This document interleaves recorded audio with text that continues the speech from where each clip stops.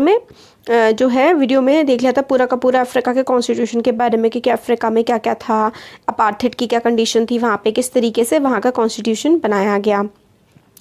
अब जो है अब फिर हम लोग को कॉन्स्टिट्यूशन की ज़रूरत क्यों है, साउथ अफ्रीका को कॉन्स्टिट्यूशन की ज़रूरत थी, ये सारा हमने देख लिया था। अब इस वीडियो में हम लोग देखेंगे making of Indian constitution, Indian constitution किस तरीके से बना। तो देखिए यहाँ पे सबसे पहले ये इनके बारे में भी जानना बहुत ज़्यादा ज़रूरी है, आपके एग्जाम में बहुत ज़्यादा मतलब काफ़ी चांसेस हैं कि इनके बारे में पूछा जाएगा। सरदार वल्लभ भाई पटेल, सरदार वल्लभ भाई पटेल जो है इनका जन्म गुजरात में हुआ था। स्टैच्यू ऑफ यूनिटी भी तो इनका ही है, और ये हमारे देश के पहले होम मिनिस्टर थे, इंफॉर्मेशन ब्रॉडकास्टिंग मिनिस्टर थे इंटरिम गवर्नमेंट के। इंटरिम गवर्नमेंट का मतलब है जब संविधान बन रहा था और पहले इलेक्शंस नहीं हुए थे, उससे पहले जो सरकार थी उसको हम इंटरिम गवर्नमेंट कहते हैं। ये लॉयर थे, एक वकील थे, और सबसे इंपॉर्टेंट रोल जो है इनका इंडिपेंडेंस से पहले वो रहा बारदोली पीसेंट सत्याग्रह में, वहीं पर इनको सरदार का टाइटल मिला था, इसलिए मैंने सरदार वल्लभ भाई पटेल कहते हैं। बारदोली पीसेंट सत्याग्रह, बारदोली एक जगह है, वहाँ पर इन्होंने सत्याग्रह किया था। और फिर बाद में जो है हमारे देश के डिप्यूटी प्राइम मिनिस्टर बने, और हमारे जो बहुत सारे थे ना रजवाड़े थे, हमारा देश आज़ादी के टाइम पे कई सारे हिस्सों में, सिर्फ 2 हिस्सों में नहीं बटा हुआ था, उस टाइम पर कई सारे हिस्सों में बटा हुआ था। तो इन्होंने ही सरदार वल्लभ भाई पटेल ने ही बहुत सारे राज्यों को हमारे देश में जोड़ा था। नेक्स्ट आते हैं अबुल कलाम आज़ाद। सबसे इम्पोर्टेंट इनके लिए जो हमें जानना है वो है कि ये एजुकेशन मिनिस्टर थे। हमारे पहले एजुकेशन मिनिस्टर कौन थे? अबुल कलाम आज़ाद थे, कांग्रेस के लीडर थे, और ये भी हमारी कॉन्स्टिट्यूएंट असेंबली के मेंबर थे। ये साइड में जो आपको दे रखे हैं ना मेकिंग ऑफ कॉन्स्टिट्यूशन में, ये सारे के सारे जो हमारा संविधान बना था ना, कॉन्स्टिट्यूशन बना था, उसमें ये सब मेंबर्स थे। नेक्स्ट आता है टीटी कृष्णामाचारी। टीटी कृष्णामाचारी तमिलनाडु में इनका बर्थ हुआ था, और ये फाइनेंस मिनिस्टर थे, हमारा जो फाइनेंस मिनिस्टर रहे थे यूनियन कैबिनेट के, और ड्राफ्टिंग कमेटी के भी मेंबर थे। ड्राफ्टिंग कमेटी के मेंबर थे, इसका मतलब यह है जो हमारा संविधान बनाया गया था कि क्या क्या उसमें प्रोविजन होंगे, उससे पहले एक ड्राफ्ट तैयार किया गया था। ड्राफ्ट होता है कि मतलब इस तरीके से पूरा हमारा बनेगा, जैसे कि समरी, पहले मेन पॉइंट्स बता दिए कि ऐसा ऐसा आंसर लिखा जाएगा, और फिर आंसर लिख रहे हैं, तो जो पॉइंट्स आपने बनाए होते हैं वो ड्राफ्ट होता है। ठीक है, अब देखते हैं मेकिंग ऑफ इंडियन कॉन्स्टिट्यूशन। जैसे कि साउथ अफ्रीका में कॉन्स्टिट्यूशन बना था, इसी तरीके से इंडिया का कॉन्स्टिट्यूशन भी काफ़ी ज़्यादा डिफिकल्ट का सर्कमस्टांसिस में, काफ़ी दिक्कतों के टाइम पर ये बना था। जब हमारा कॉन्स्टिट्यूशन बनने वाला था, मतलब हमारे देश का संविधान बनाना इतना मुश्किल क्यों था? क्योंकि हम इंडिया बहुत ही बड़ा देश है, और बहुत ही ज़्यादा डाइवर्स भी है, मतलब कई सारे धर्म, कई सारी जातियाँ, कई तरीके के भाषाएं, बहुत सारी विभिन्नताएं हैं हमारे देश में। तो इसलिए इस तरीके के देश के लिए संविधान बनाना कोई आसान काम नहीं होगा। और उस टाइम पर लोग जो हैं वो एक अलग ही, मतलब हम लोग पहले गुलाम थे, तो यानी कि हम लोग सब्जेक्ट थे, किसके? हम लोग ब्रिटिश एम्पायर के सब्जेक्ट थे, उनके गुलाम थे, और सब्जेक्ट से, गुलाम से हम लोगों को स्वतंत्र हो रहे थे, मतलब हम लोग को आज़ादी मिल रही थी। तो हम लोग status of subject to the status of citizen, अब हम नागरिक बनने जा रहे थे। कंट्री मतलब एक नई ही कंट्री बनने वाली थी, एक नया देश बनने वाला था। और बंटवारे के बाद ये बना था, रिलीजियस डिफरेंसेस की वजह से मुसलमान और हिंदुओं के बेसिस पर बंटवारा किया गया था, और इससे बहुत ही ज़्यादा दंगे भी देश में फैले थे। ऐसा माना जाता है कि आज़ादी के टाइम पर कम से कम 10 लाख लोगों की जो है मौत हुई थी, दोनों साइड पर, पाकिस्तान इंडिया का मिला करके देखें, बॉर्डर पर लगभग 10 लाख लोगों की मौत हो गई थी। एक और प्रॉब्लम थी कि ब्रिटिश ने बहुत सारे, जैसे हम लोगों ने देखा ना प्रिंसली स्टेट्स के बारे में, सरदार वल्लभ भाई पटेल ने ही इन प्रिंसली स्टेट्स को जोड़ने का काम किया था। ब्रिटिश ने एक और हमारे सामने दिक्कत छोड़ी थी, वो ये थी कि इन्होंने क्या कह दिया था, जो राजा वगैरह थे, कि अगर आपको इंडिया के साथ जुड़ना है तो इंडिया के साथ जुड़ जाओ, पाकिस्तान के साथ जुड़ना है तो पाकिस्तान के साथ जुड़ जाओ, और नहीं तो अगर इंडिया पाकिस्तान दोनों के साथ जुड़ने का मन नहीं है तो आप इंडिपेंडेंट भी रह सकते हो, अकेले भी रह सकते हो, अपना अलग देश बना सकते हो। और इसी वजह से कश्मीर का मुद्दा आज तक हमारे देश में इतना ज़्यादा प्रॉब्लमेटिक रहा है, इसी वजह से, क्योंकि इंडिपेंडेंट रह सकते हो वाली चीज़ से, या इंडिया पाकिस्तान में मिल जाओ, है ना। तो ये बड़ी दिक्कत का टास्क रहा था। तो कॉन्स्टिट्यूशन जो है, when constitution was being written, the future of country did not look as secure as it does today। और जब हमारा संविधान लिखा गया था ना, तो उस समय पर हमारा देश का जो नक्शा था, ऐसा लगता था कि भाई अच्छा होगा, क्या होगा, कुछ नहीं पता था, बहुत ही ज़्यादा अनसर्टेनिटी थी। तो जो कॉन्स्टिट्यूशन मेकर्स थे ना, उन्हें भी मतलब समझ में नहीं आता था कि किस तरीके से हमारे देश में चीज़ें आगे चलेंगी, कैसा सब कुछ रहेगा। पाथ टू कॉन्स्टिट्यूशन की किस तरीके से कॉन्स्टिट्यूशन बनाया गया। सारी की सारी डिफ़िकल्टीज़ के दिक्कतों के बावजूद भी काफ़ी सारे एडवांटेज थे। जैसे कि अनलाइक साउथ अफ्रीका में क्या था, they did not have to create a consensus among what a democratic India should look like. मतलब लोगों, जो कॉन्स्टिट्यूएंट असेंबली के लोग थे ना, उनके मन में कोई भी वो नहीं थी अलग कि भाई देश डेमोक्रेटिक होगा या नहीं होगा, राइट टू वोट मिलेगा नहीं मिलेगा, ये सब चीज़ें नहीं थी। काफ़ी सारी चीज़ों के बीच में ना कंसेंसस पहले से बन गया था। कंसेंसस का मतलब होता है कि एक मत हो जाना, एक मत। हर कोई, जैसे कि सब कह रहे थे कि हमारा देश एक डेमोक्रेसी होगा, एक लोकतंत्र होगा, सबके पास वोट देने का अधिकार होगा। इस तरीके की बातें हम लोगों ने बहुत पहले ही एक दूसरे ने सबसे मिल करके मान ली थी और सब इसी तरीके से चाहते थे। ये सब फ्रीडम स्ट्रगल के टाइम पे ही इवॉल्व होकर के आ गया था। नेशनल मूवमेंट जो था वो सिर्फ एक स्ट्रगल, फॉरेन रूल के खिलाफ स्ट्रगल नहीं था, बल्कि वो स्ट्रगल था अपनी कंट्री को नया करने का, सोसाइटी को, पॉलिटिक्स को एक नई शेप देने का भी ये स्ट्रगल था। और इसने हमारे इंडिया को एक नया रास्ता दिखाया, और जो कि हमारे अंदर चीज़ें, मतलब इंडिपेंडेंट रहने की चाहत, हमारी जो है फ्रीडम की और अपनी ओपिनियन बनाने की, ये सारी की सारी जो चीज़ें हैं वो आज भी एग्जिस्ट करती हैं। 1928 के टाइम पर ही ये भी इंपॉर्टेंट है, दिस इज़ वेरी इंपॉर्टेंट। 1928 के टाइम पे ही मोतीलाल नेहरू और 8 और कांग्रेस के लीडर्स की एक कमेटी बनी थी और उन्होंने कॉन्स्टिट्यूशन बनाया था। और 1931 का जो रिजोल्यूशन हुआ था कराची सेशन में, INC का जो कराची सेशन था, उसमें इस कॉन्स्टिट्यूशन को, मतलब एक तरीके से Karachi session of Indian national Congress dwelt on how India's first constitution look like, मतलब इंडियाज़ कॉन्स्टिट्यूशन लुक लाइक। तो कराची सेशन था 1931 का, उसमें ही हमारे देश के लोगों ने, हमारे देश के नेताओं ने डिसाइड कर लिया था कि किस तरीके का हमारे देश का कॉन्स्टिट्यूशन होगा। 1928 में मोतीलाल नेहरू की कमेटी ने कॉन्स्टिट्यूशन ड्राफ्ट करा था और उसके बेसिस पे सब लोगों ने अपना मत बना लिया था कि कैसा हमारे देश का संविधान होगा। ये दोनों के दोनों जो डॉक्यूमेंट हैं, मतलब कि कॉन्स्टिट्यूशन पहले जो नेहरू की कमेटी, मोतीलाल नेहरू की कमेटी, और फिर उसको जब सब लोगों ने देख लिया था अच्छे से और उस पर एक मत हो गए थे, तो सब लोग इस बात को तो बिल्कुल मानते थे कि यूनिवर्सल एडल्ट फ्रेंचाइज का मतलब होता है कि सबको वोट देने का अधिकार तो हम ज़रूर ही देंगे, और क्या हम राइट टू फ्रीडम देंगे, सबको फ्री रहने का अधिकार, सब बराबर होंगे ये अधिकार, हम लोग माइनॉरिटीज़ को प्रोटेक्ट करेंगे, और हमारा जो कॉन्स्टिट्यूशन होगा ना, इसमें ये सारी की सारी चीज़ें तो ज़रूर होंगी। और कुछ बेसिक वैल्यूज़ जो थी, जो सारे के सारे लीडर्स ने एक्सेप्ट कर ली थी कॉन्स्टिट्यूएंट असेंबली के बनने से पहले ही। कॉन्स्टिट्यूएंट असेंबली तो 1946 में बनी है, और 1931 के टाइम पे ही उन लोगों ने डिसाइड कर लिया था कि हमारे देश में सबको वोट देने का अधिकार होगा, सबको फ्रीडम होगी, सब इक्वल होंगे, माइनॉरिटीज़ जो धर्म जनसंख्या में कम है उनको भी सारे के सारे हक दिए जाएंगे। तो आगे है, देखिए, familiarity with political institution of colonial rule also help develop an agreement over institutional design. अब इंस्टीट्यूशनल डिज़ाइन किस तरीके से हमारे देश में कामकाज चलेगा, तो सब लोग, जो ब्रिटिशर्स जिस तरीके से चला रहे थे, उस सब से तो सब फेमिलियर थे ही, उसको तो सब जानते ही थे, तो हाँ, उससे भी काफ़ी ज़्यादा हेल्प मिली। मगर the British rule had given voting rights only to few. British rule ने वोटिंग राइट्स, मतलब वोट देने का अधिकार, बहुत ही कम लोगों को दिया था, और इसलिए उनका जो लेजिस्लेचर था ना, जो कानून बनाने की एक बॉडी थी, वो काफ़ी वीक थी। जो इलेक्शन हुए थे 1937 में प्रोविंशियल लेजिस्लेचर के लिए और मिनिस्ट्रीज़ के लिए, वो भी पूरी तरीके से आप डेमोक्रेटिक नहीं मान सकते हो। क्यों? क्योंकि उसमें बहुत ही कम लोगों को वोट देने का अधिकार था। बट एक्सपीरियंस क्या हुआ ना, कि ये सारे इलेक्शंस देख के, ये सारी चीज़ें देख के हमारे देश के नेताओं को एक्सपीरियंस हो गया। तो that is why Indian constitution adopted many institutional details and procedures from colonial laws like government of India act 1935। Government of India act 1935 बहुत ज़्यादा इंपॉर्टेंट है, क्योंकि हमारे संविधान में इससे बहुत सारी चीज़ें ली गई हैं।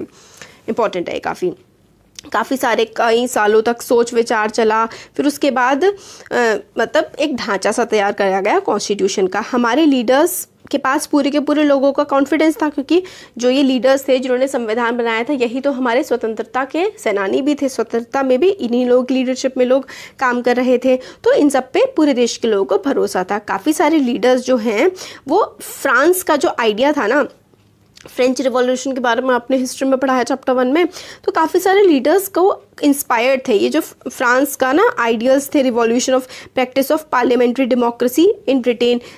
देखिए, फ्रांस के जो आइडियल्स थे, इक्वालिटी, लिबर्टी, फ्रेटर्निटी, इससे बड़ा इंस्पायर्ड थे लोग हमारे देश के। नेता। और ब्रिटेन की जो पार्लियामेंट्री डेमोक्रेसी है, पार्लियामेंट्री डेमोक्रेसी का मतलब होता है जिसमें हेड पीएम होता है और 2 हाउस होते हैं, लोकसभा राज्यसभा टाइप्स के, ठीक है। और bill of rights, bill of rights मतलब फंडामेंटल राइट्स जो हमें गिवन है वो हम लोगों ने यूएसए से लिए हैं। सोशलिस्ट रिवॉल्यूशन जो कि हुआ था रशिया में, ठीक है, उससे भी काफ़ी सारे हमारे देश के लोग इंस्पायर हुए थे, जिससे हम लोगों को सोशलिस्ट रिवॉल्यूशन जो था ना उसमें यह हमें बताता है कि सोसाइटी में सब इक्वल होंगे और इकोनॉमिक इक्वालिटी होगी, पैसे के मामले में भी सब बराबर होंगे, ये हम लोगों को रशियन रिवॉल्यूशन से देखने को मिलता है। तो इन सब चीज़ों को एक्सेप्ट वो करना चाहते थे, बट चीज़ें इतनी भी आसान नहीं थी।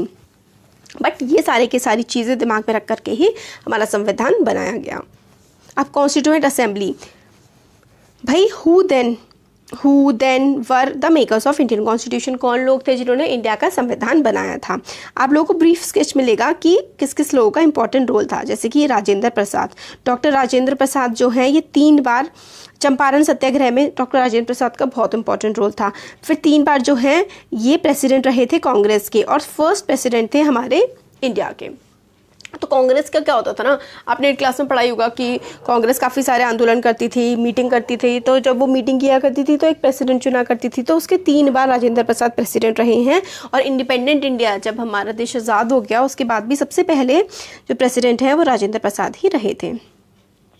तो देखिए, the drafting of document called the constitution was done by assembly of elected representatives. मतलब जो ड्राफ्टिंग होती है डॉक्यूमेंट की, मतलब जैसे कि संविधान बनाने का काम जो है ना वो काफ़ी सारे लोग मिल करके करते हैं। और हमारे देश में जिन लोगों ने ये काम मिल करके किया था उन्हीं को हमने कॉन्स्टिट्यूएंट असेंबली बोला था। अब इलेक्शंस जो हुए थे कॉन्स्टिट्यूएंट असेंबली के लिए वो हुए थे जुलाई 1946 में। तो देखिए जुलाई 1946 में ना इलेक्शंस हुए थे कॉन्स्टिट्यूएंट असेंबली के। इसकी फर्स्ट मीटिंग, इलेक्शंस हो गए थे 1946 में बट फर्स्ट मीटिंग दिसंबर 1946 में हुई। और इसके बाद ही आपको पता है 1947 में तो इंडिया पाकिस्तान का बंटवारा हो गया। इंडिया पाकिस्तान का बंटवारा हुआ तो कॉन्स्टिट्यूएंट असेंबलीज का भी बंटवारा हो गया था। तो फिर हमारा संविधान जो था, हमारे संविधान के जिन लोगों ने लिखा है, बनाया है, 299 मेंबर्स रह गए थे इंडियन कॉन्स्टिट्यूएंट असेंबली में, ठीक है। और हमारा संविधान हम लोगों ने कब अडॉप्ट कर लिया था? We adopted our constitution on 26 November 1949, ठीक है। तो लगभग हमें लगभग 3 इयर्स का समय लगा था अपना संविधान बनाने में, क्योंकि देख लीजिए ना आप कब बनाना स्टार्ट करा था हम लोगों ने, 3 दिसंबर लगभग, 3 मतलब दिसंबर के एंड टाइम से ही 17 और उस टाइप से हमने स्टार्ट करा था। और 26 नवंबर 1949, 26 नवंबर 1949 को हमने इसको अडॉप्ट लिया आए थे। हमने मान लिया था कि हाँ चलो हमने इसको मान लिया है पूरा का पूरा। और फोर्स में कब आया कि पूरे देश इसमें जो रूल्स लिखे हुए हैं अब सब पर लागू होंगे, ये हुआ था 26 जनवरी 1950 को। और इसी दिन को हम लोग रिपब्लिक डे के तौर पर मनाते हैं। पूरे साल में एक बार आता है 26 जनवरी और उसको हम लोग अपने गणतंत्र दिवस के तौर पर मनाते हैं, रिपब्लिक डे के तौर पर मनाते हैं। अब हम लोगों को क्यों एक्सेप्ट करनी चाहिए? जो अब तो 6 रहने दीजिए, अब तो कर लीजिए कि 8 डिकेड, लगभग 7 डिकेड, 70 साल हो गए ना। डिकेड का मतलब होता है 10 ईयर्स। तो लगभग 70 साल पहले ये जो डॉक्यूमेंट बनाया गया था, इसको हमें अब क्यों मानना चाहिए भाई? ऐसा क्यों माने हम इसको? तो देखिए, कॉन्स्टिट्यूशन सिर्फ लोगों की, मतलब जो कॉन्स्टिट्यूएंट असेंबली के मेंबर्स थे उनकी ही सोच को, उनकी समझ को नहीं दिखाता है, बल्कि ये तो पूरे देश के लोगों की समझ को, सोच को दिखाता है। क्यों? क्योंकि हम लोगों ने ही तो, वही हमारे ही तो नेता थे, हमने ही उन्हें चुन करके भेजा था। और वो हर सोशल ग्रुप से आते थे, मतलब सिर्फ एक सोशल ग्रुप से वो नहीं आते थे कि सिर्फ अमीर लोग हैं, मगर ऐसा नहीं था। सारे लोग, हर सोशल ग्रुप के सेवरल ग्रुप्स जो हैं उन्होंने क्वेश्चन किया सम प्रोविजंस ऑफ कॉन्स्टिट्यूशन। मतलब हर ग्रुप के लोग आते थे और कॉन्स्टिट्यूशन के कुछ प्रोविजंस को सबने क्वेश्चन किया कि ये गलत है, ये गलत है, ये सही है, ये गलत है, इस तरीके से। मगर किसी भी लार्ज ग्रुप ने या फिर पॉलिटिकल पार्टी ने कॉन्स्टिट्यूशन की लेजिटिमिटी को कभी भी वो नहीं किया क्वेश्चन। लेजिटिमिटी का मतलब होता है कि कॉन्स्टिट्यूशन सही है या गलत है, कॉन्स्टिट्यूशन गलत ही है, ये बात कभी भी आज तक किसी भी पार्टी ने, किसी भी ने भी नहीं बोली है। तो ये बहुत ही ज़्यादा इंपॉर्टेंट अचीवमेंट है हमारे लिए, हमारे संविधान के लिए। सेकेंड रीज़न फॉर एक्सेप्ट, देखिए पहला रीज़न जो है एक्सेप्ट करने का कॉन्स्टिट्यूशन को, वो ये है कि हम लोगों ने खुद ही बनाया है। First reason to accept the constitution is that it is created by our people only, हम लोगों ने ही इसको मिल करके बनाया है। सेकेंड रीज़न जो है कॉन्स्टिट्यूशन को एक्सेप्ट करने का, वो ये है कि constitution represented the people of India, ठीक है। कॉन्स्टिट्यूशन लोगों को दिखाता है। एक है हमारा कि कॉन्स्टिट्यूशन कोई मतलब सब उसको एक्सेप्ट करते हैं। दूसरा है कि लोगों ने ही इसको मिलकर के बनाया है। कॉन्स्टिट्यूएंट असेंबली भले ही डायरेक्टली नहीं चूज़ करी गई थी, मगर इसमें जो लोग थे सारे के सारे वो किससे आए थे, जो प्रोविंशियल लेजिस्लेचर के इलेक्शन हुए थे 1946 के टाइम पर, उसी से ही इलेक्शन उन लोगों ने ही चुना था, जो कॉन्स्टिट्यूएंट असेंबली के लोग थे उनको। तो मतलब एक तरीके से हर जो देश के हर इलाके के से लोग इसमें आते थे, और असेंबली भले ही कांग्रेस से डोमिनेट होती थी, मगर बाकी सारे जो पार्टी के लोग थे वो भी थे।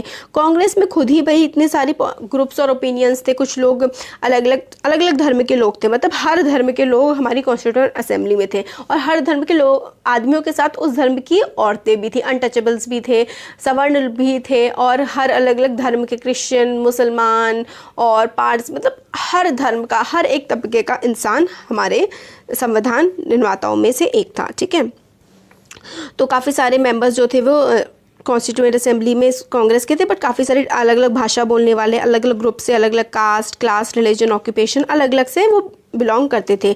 और इवन इफ उनको यूनिवर्सल एडल्ट फ्रेंचाइज के बेसिस पे नहीं सिलेक्ट किया गया था, बट अगर करते भी ना, हम लोग वोट देते तो भी वही लोग जीत करके आते। Finally manner in which constituent assembly works give sanctity to the constitution. Sanctity मतलब पवित्रता, मतलब जिस तरीके से कॉन्स्टिट्यूएंट असेंबली ने वर्क किया है वो भी हमारे कॉन्स्टिट्यूएंट असेंबली को, हमारे संविधान को एक तरीके से पवित्रता देती है। और इतना सिस्टमैटिक वे में किया है ना, और ओपन होता था, डिबेट्स होती थी ओपन बिल्कुल। और ड्राफ्टिंग कमेटी जो थी, डॉक्टर BR अम्बेडकर ने इसको जो है हेड किया था। इन्होंने भी मतलब क्लॉज बाय क्लॉज, एक एक क्लॉज, एक एक शब्द जो संविधान में लिखा हुआ है वो संविधान सभा में पढ़ा गया। मेंबर्स डेलिब्रेट करते थे, मतलब मेंबर्स ने मीटिंग करी 114 दिन पहले, तो अपने अलग अलग मीटिंग्स पे काम करते थे, फिर पूरी की पूरी सभा मिलती थी, 299 लोग मिलते थे आकर के, एक एक शब्द पढ़ा जाता था, एक एक शब्द पे डिबेट होती थी। और वो जो डिबेट्स हैं वो आज भी प्रिजर्व करके रखी हुई हैं, लगभग 12 बल्कि वॉल्यूम्स, मतलब 114 दिन में जो एक एक शब्द जो भी बोला गया था वो भी लिखा गया है, और बहुत ज़्यादा वॉल्यूम्स में है, बहुत ज़्यादा नंबर में वो डॉक्यूमेंट्स प्रेजेंट है। और आज भी अगर हम लोगों को कुछ दिक्कत होती है इंटरप्रेट करने को कॉन्स्टिट्यूशन में, कि कॉन्स्टिट्यूशन में ये क्या लिखा हुआ है, इसका क्या मतलब है, तो उन डॉक्यूमेंट्स को ही खोल करके पढ़ा जाता है समझने के लिए कि क्या है ये सब। अब आता है guiding values of the Indian constitution. Guiding values क्या हैं? इस बुक में हम लोगों ने कॉन्स्टिट्यूशन के प्रोविजंस के बारे में पढ़ा, और भी चीज़ें पढ़ी।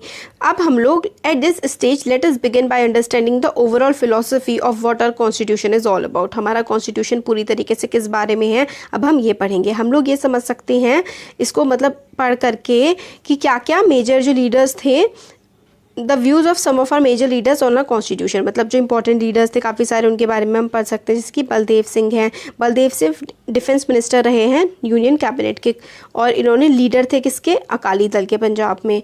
ठीक है, इससे पहले हमारे पास देखिए ये जी दुर्गाबाई देशमुख। अब जी दुर्गाबाई देशमुख जो हैं ये आंध्र प्रदेश की थी, और इन्होंने चेयरमैन रही हैं सेंट्रल सोशल वेलफेयर बोर्ड की।